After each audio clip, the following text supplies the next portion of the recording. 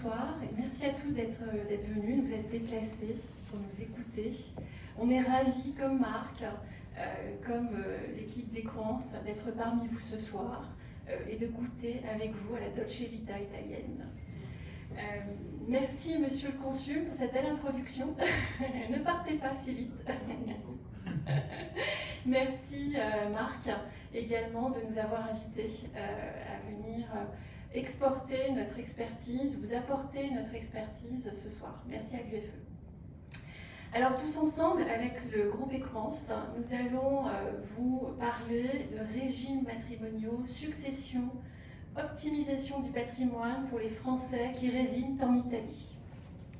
Alors tous ensemble, qui sommes-nous précisément? Je vais prendre ma petite zapette. Nous sommes le groupe Chevreux. Alors je ne sais pas si parmi vous, vous connaissez le groupe Chevreux. C'est une entreprise notariale qui est présente sur tout le territoire, à savoir à Paris, mais également à Reims, à Rennes, à Tours, à Bordeaux, à Lyon et à Nice. Pour ma part, je suis à Paris et nous avons deux représentants de Nice avec nous ce soir. Ils sont très proches, Paul Robinet-Loiseau et Sophie Cosco, qui sont notaires à Nice. L'étude est comme une étude de notaire, principalement axée sur l'immobilier. Dès lors que vous achetez un bien immobilier en France, vous passez par votre notaire. Nous sommes donc spécialisés en immobilier résidentiel, bien entendu, mais aussi l'immobilier complexe, le financement, l'arbitrage, l'immobilier public, et puis le patrimoine et le droit international. Pour vous parler un petit peu de chiffres, nous sommes à Paris à peu près 280 et sur toute la France 350. Donc ça fait un petit peu de monde à votre service. Alors on va vous parler donc des régimes matrimoniaux et des successions. Est-ce que parmi vous, vous savez ce qu'est un régime matrimonial?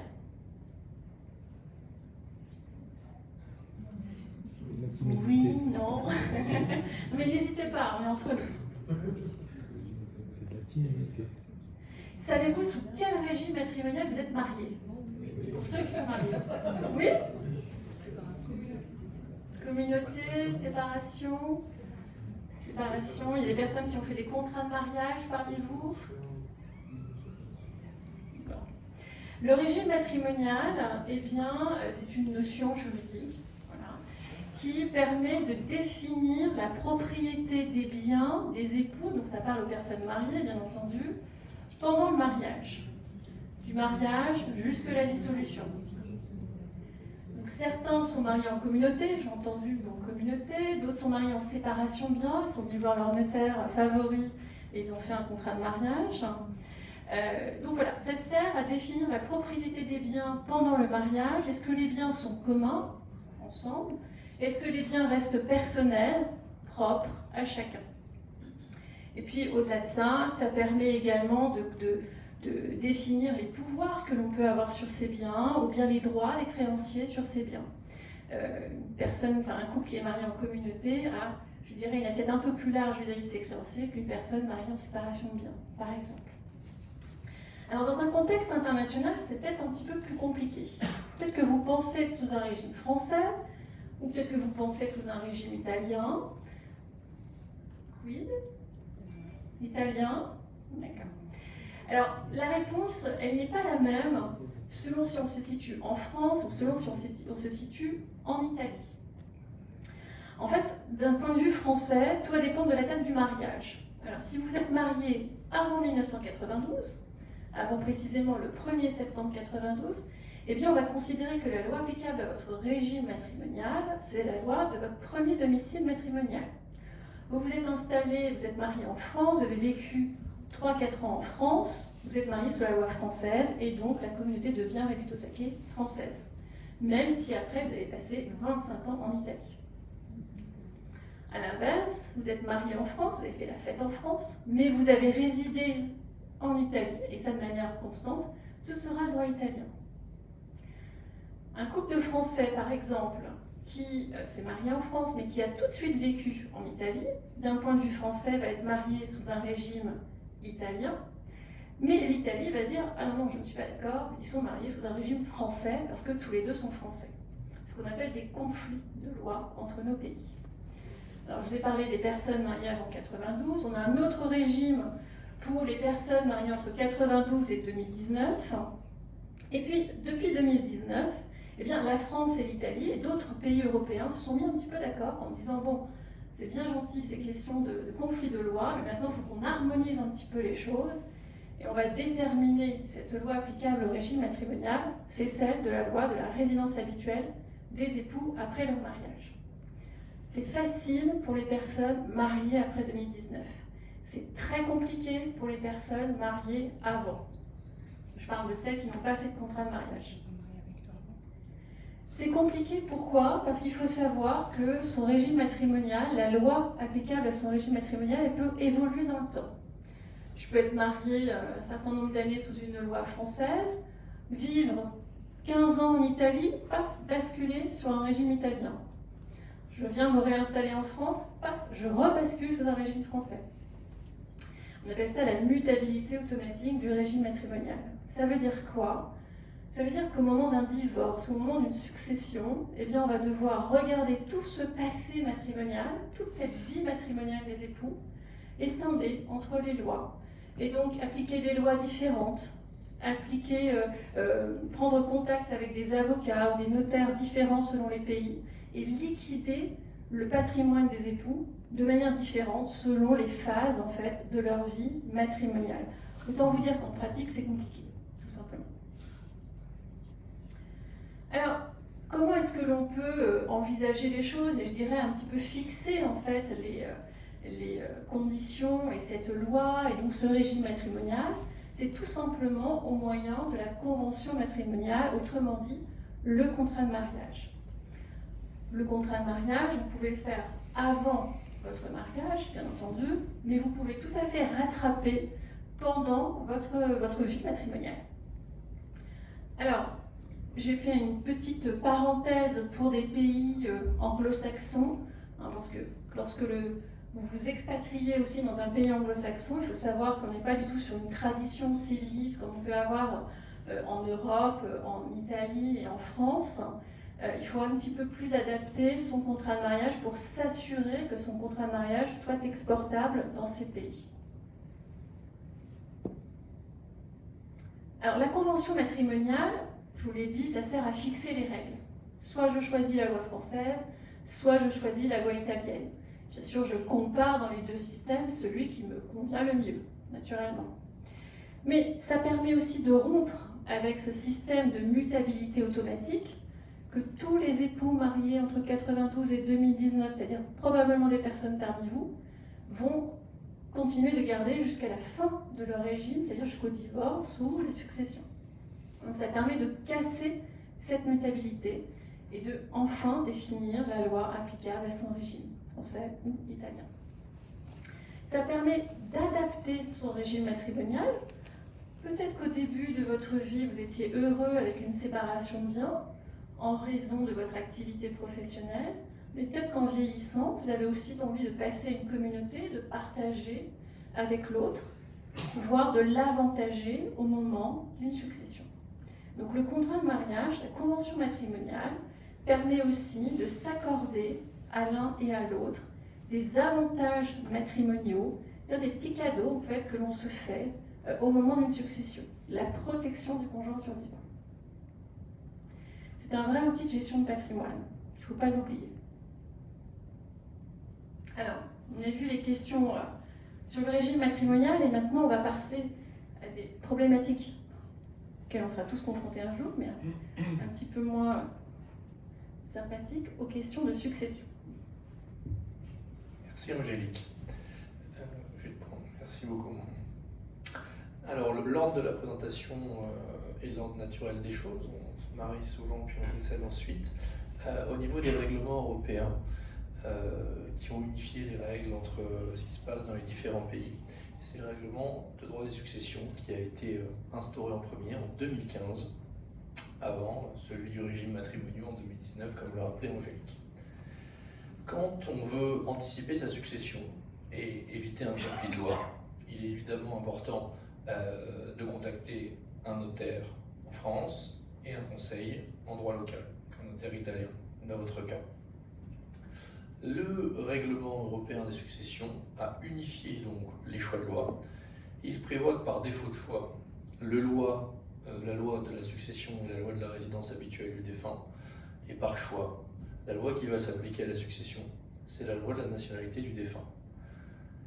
Il faut avoir en tête, comme pour les régimes matrimoniaux, que le gros enjeu, c'est de se voir appliquer la loi qu'on estime bonne par rapport à ses volontés.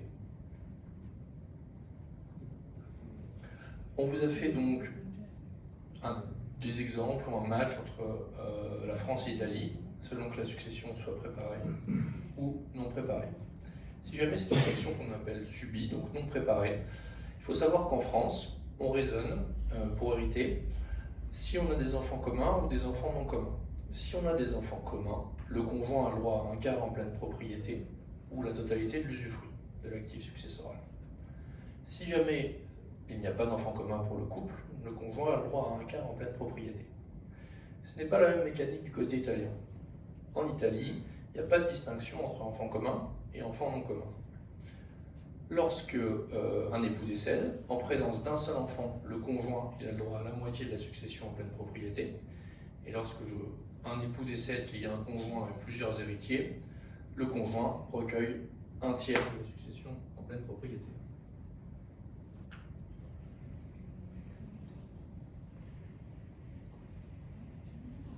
Je crois qu'il y a un problème de micro. Est-ce que vous m'entendez comme ça? Le premier constat qu'on peut faire de ces chiffres, c'est en présence d'enfants, le conjoint a une vocation héréditaire plus importante en Italie qu'en France. C'est la loi qui nous le dit, ce pas les conventions que nous allons appliquer entre eux. Le deuxième constat, en France ou en Italie, en présence d'enfants, le conjoint n'hérite pas de tout. Et là, on fait le lien avec ce que vous disiez, Angélique.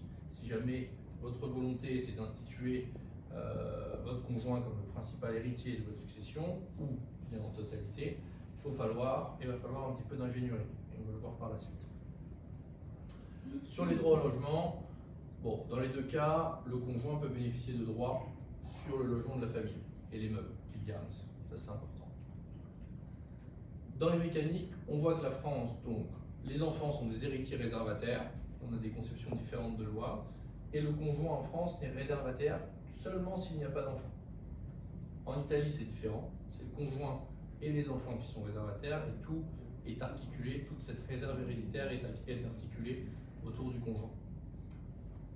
Pour exemple, si jamais quelqu'un décède, si quelqu'un décède, un conjoint survivant et un enfant, le conjoint survivant a le droit à un tiers du patrimoine, l'enfant unique un tiers, il reste un tiers en tant que quantité disponible, qui est la quote-part qui peut être donnée ou léguée à quiconque. Pour préparer sa succession, comment on fait? Il faut y aller étape par étape. D'abord, il faut savoir ce qu'on veut. Souvent, c'est l'issue d'une longue réflexion. Qui on veut avantager, quels sont les objectifs. Il faut choisir la loi applicable à sa succession en fonction des objectifs qu'on a identifiés. Il faut donc conseiller un conseil de droit local, un conseil de droit français pour appliquer en fonction de ces objectifs la loi qui sera la meilleure ou bien les outils conventionnels qui seront les meilleurs. Et enfin, il faut trouver un outil qui fonctionne à la fois dans son pays de résidence et qui ne viendrait pas en conflit avec quelque chose qu'on n'aurait pas prévu. Ça veut dire qu'au quotidien, quand vous réfléchissez à cette planification successorale, il ne faut pas vous dire je vais planifier en Italie et je vais planifier en France. Ça ne marche pas comme ça. Il faut vraiment penser de manière globale. Si vous avez un notaire en Italie, dites-lui de prendre contact avec un notaire en France. Et inversement, si vous avez un notaire en France, dites-lui de prendre contact avec un notaire en Italie, de manière à s'assurer que la planification fonctionne bien dans les deux pays. Ça, c'est très important. Tu peux parler du testament? On peut parler du testament. Le testament, c'est un outil qui est le seul outil prévu en fait en Italie pour préparer, pour établir ces dispositions de dernière volonté.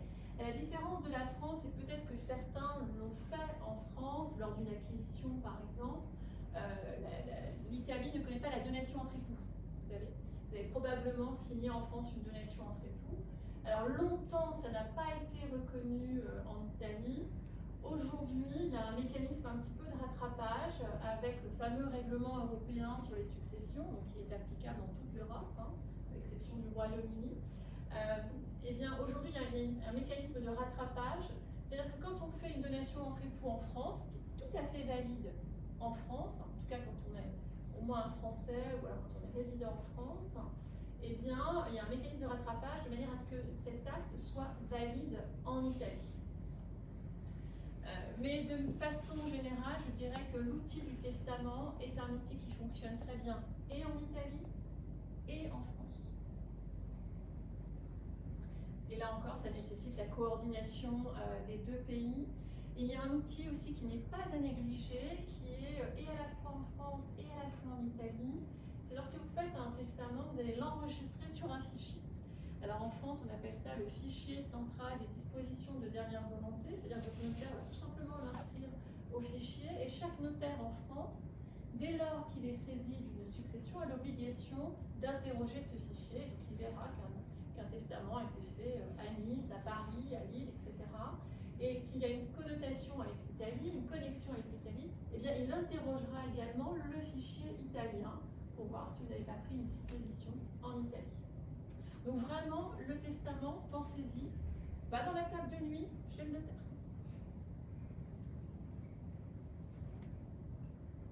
Alors, comment on anticipe la transmission de son testament, de son patrimoine, hormis le testament?